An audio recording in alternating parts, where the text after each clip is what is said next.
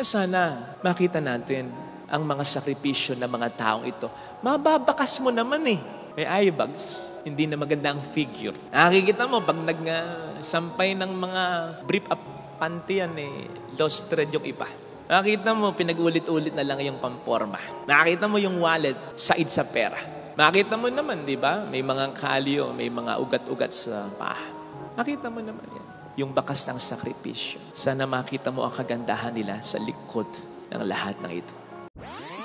Kung meron po kayong babaguhin sa sarili ninyo, sa parte o bahagi ng katawan ninyo, ano? Mata, bibig, ilong, baba, ako, yung mga paa ko. Kasi tingin ko, di maganda. At mahirap po akong makakita ng sapatos o sandals na sa akin ay mag-fit talaga. That is why, alam yan ng mga kaibigan ko, pag silang magre-regalo sa akin ng sapatos, kasi madalas, hindi talaga nagkakasya o hindi talaga nag-fit sa akin. Ito ang dahilan kung bakit may konting inggit ako sa mga taong ganda ang paa. Kasi yun lang, di ba? Ang forma na, kahit naka-chinelas, sandals lang sila. Kapag pumupunta nga po ako ng mall, may konti lang naman, konti lang na lungkot o panghihinayang sa akin kapag nadadaan ako. Halimbawa sa Birkenstock ba yun? Tama? Kasi nagagandahan ako sa mga sandals doon Yung may leather strap. Ang cute niya, ang elegante niya. Kung bakit kapag sinusot ko, hindi na. Parang nagiging tsaka na. Tapos, masakit pa sa aking mga paa. Ito ang dahilan kung bakit natuwa naman ako sa ating unang pagbasa ngayon. Na nagsasabi particularly sa Romans 10:15 sa English version, how beautiful are the feet of those who bring the good news. Sa literal na pag-asalin, ang ganda ng mga paa ng mga tagapagdulot, tagapagdala ng mabuting balita. And I was like, wow, maganda rin pala ang aking mga paa. Pero bakit nga ba maganda ang mga paa ng tagapagdala ng mabuting balita? Una, dahil sa mabuting balita ni Kristo. Come to think of it, may mas bubuti at mayroong mas gaganda pa bang balita dito? Sige nga, anong panama sa balita ni Kristo? Sa mga balitang alam ninyo, lalo na yung mga pinagkakaabalahan nyo ngayon, yung balita tungkol sa hiwalayang Daniel Padilla at Catherine Bernardo. Anong naidulot niyang pagbabago o maganda, mabuti sa buhay ninyo? Sa mga fans nila Katniel, o di ba? Mas nadagdagan pa yung problema ninyo, yung stress ninyo. Ang mabuting balita ni Kristo, sang-ayon sa sulat sa mga Hebreo 4:12, it is alive. It is living. It can therefore penetrate our body, our soul, spirit. It's like a two-edged sword. Kaya kapag yan ay tinanggap natin, hindi po pwedeng walang maging epekto sa atin. At dahil ito'y maganda, mabuting balita, maganda at mabuti ang magiging epekto sa ating lahat. Sabi nga po ni St. Paul sa kanyang pangangaral, sa 1 Corinthians 2 verse 4, siya'y nangangaral, hindi sa pamamagitan ng pagiging mahusay, magtalumpati o dahil sa karunungan ng tao, kundi sa kapangyarihan ng Espiritu Santo. Yun ang meron.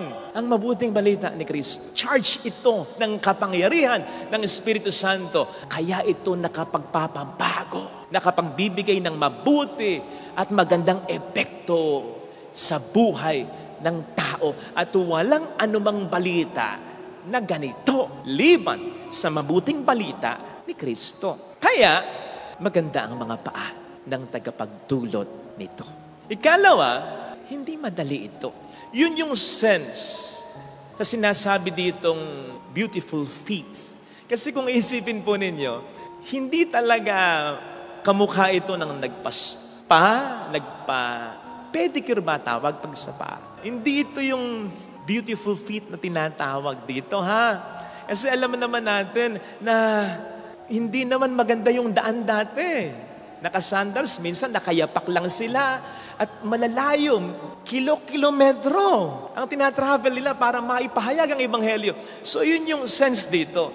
Di nga po ba, ang trabaho ay mas nagkakaroon ng iba yung halaga kapag mahirap. Di ba? Ang hirap ng trabaho niyan. Ang galing niyan. Lalo pat, hindi lang mahirap, nakatutulong pa sa buhay ng tao. Ganon ang Ebanghelyo. Bagamat ang pagpapahayag nito ay hindi natin maituturing lamang na trabaho. Ito'y ministeryo, ito'y misyon. Pero just the same, ito ay nakatutulong sa buhay ng maraming tao. Pero merong sakripisyo sa pagdadala, paghahatid nito. Sa Ebanghelyo, narinig po natin ang sakripisyo ng mga unang disipulo ni Kristo. Kasama si San Andres dito. Iniwan nila ang lahat. Ang gusto nilang hanap buhay, pati ang kanilang mga mahal sa buhay, ang security nila sa buhay, ang mga gusto nilang gawin sa buhay, upang makasama si Kristo. Sapagkat they could not preach about Him without first being with Him, without first experiencing Him, without first listening to Him and living with Him. O hindi ba't ganyan ang sakripisyo na ginagawa ng mga tagapagtulot, tagapagpahayag ng Ebanghelyo? Nagsisimula yan sa pagpasok sa seminaryo. Kasi po pwede namang ibang buhay ang tahakin ng mga ito. Madalas naman ang mga effective sa pagpapahayag ng Ebanghelyo ay po pwedeng mag-excel sa ibang trabaho. Pero itong pinipili, nandun ding iwan ang mga mahal sa buhay para dito. Sapagkat sa seminaryo, pinag-aaralan ng pananampalataya at iniiwan ng mundo para makapiling si Kristo sapagkat yun later on ang ipapahayag ng mga tagapagdulot ng Ebanghelyo sa mga tao. We cannot give what we do not have. So nandun yung sakripisyo. Bagay or something na hindi natatapos paglabas ng seminar. No, tuloy-tuloy yan. Sapagkat hindi rin naman madali. Halimbawa, ang magpahayag ng mabuting balita. Akala nyo, stock knowledge? Hindi. Pinag-aaralan din yan. Pinagdarasalan din yan. At po pwedeng madaling mag-sermon, pero kung papaano ise-sermon in such a way na mararamdaman mo talaga na ang nangungusap sa iyo ay hindi yung pare, hindi yung madre, hindi yung obispo, hindi yung reverendo, hindi yung pastor, hindi yung ministro, kundi si Kristo. Yun ang mahirap. Kung papaano ang salita ng Diyos ay gagalaw sa buhay mo, yun ay mahirap. Hindi rin naman madaling magmisa. Hindi rin madaling magpakumpisal. Hindi rin madaling magbigay ng mga sakramento. In such a way na kapag nakatanggap kayo ng sakramento, ay mararamdaman yung si Kristo talaga ang kumilos sa buhay ninyo. Mahirap yun. Yung mararamdaman mo talaga yung misa, mararamdaman mo talaga yung kasal, mararamdaman mo talaga yung iyong kumpisal, mahirap yun. Hindi rin madaling gabayan ang mga tao. Hindi rin madaling magturo sa mga tao. In such a way na kapag nagabayan at turuan namin kayo, ang mararamdaman nyo, ang gumabay at nagturo sa inyo ay si Kristo. Lagi ko sinasabi, mahirap maging pare. Pero ang mas mahirap sa pagiging pare ay ang magpakapare. Yes, ang grasya ng Diyos. Ang siya talagang kumikilos. Pero kailangan pa rin na ang tagapaghatid ng Ebanghelyo ay magpagamit sa Kanya ng lubos. Doon papasok ang sakripisyo ng pare, ng reverendo, ng obispo, ng madre, reliyoso. Kasama na rin, pastor, ministro na naghahatid ng mabuting balita ni Kristo. Kasi mayroon din kami mga sariling gusto. Kung paano kayo tinutokso ng demonyo, baka ganun din kami. Baka nga mas matindi pa kaysa inyo. May laman din kami. May mga naisin din kami. Pero yan ay kinakailangang isang tabi upang buong pusong maihandog kay Kristo ang aming sarili upang mas magamit niya kami more effectively. That is why masarap din ang pakiramdam namin kapag ito ay nakikita niyo. Kapag ito ay na-appreciate ninyo. Yung pagpapakapari namin para sa inyo. Na-touch nga po ako sa post na ito ng isang sakristan. Kinunan niya ng picture yung pari nila na nagmimesa, si Father Ronald Berber Manabat. At ang kinunan, pinokus pang talaga yung paa ni Father na inaalis niya mula sa sapatos niya. Alam po ninyo, yung style ni Father na yan, style ng maraming pari yan. Bulok na yung style na yan. Kasi yan yung ginagawa namin kapag pagod na kami sa pagmimisa.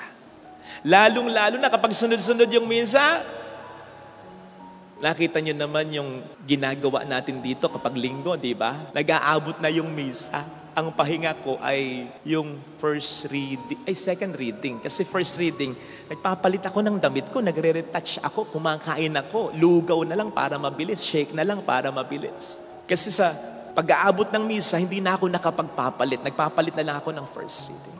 So, yan ang ginagawa ng mga pare na katulad ko rin yung schedule. Kung masisilip niyo yung doon, may sandals ako doon. Yun ang pinapalit ko sa sapatos ko para ma-refresh, para lumamig-lamig. Kasi mainit na eh. Ang init na sa talampakan ng sapatos. Masakit na mga paa, pati mga binti.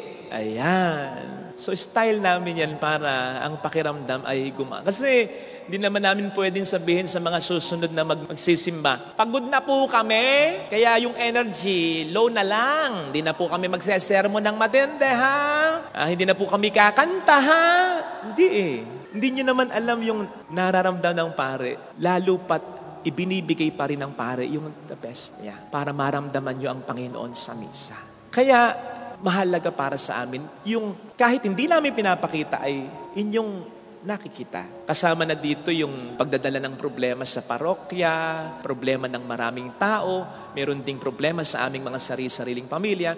Kasama na dito yung pagsisikap na maging mabuting pare at maging mabuting ama sa inyo na aming mga kaparokyano, etc. etc. Hindi namin ipinapakita, pero malaking bagay kapag inyong nakikita. Ang ganda nga po nung sinabi nung sakristan patungkol kay Father. Sabi ay ganito, Pads, pasensya na po, kinuhanan ko kayo kanina habang nagmimisa kayo.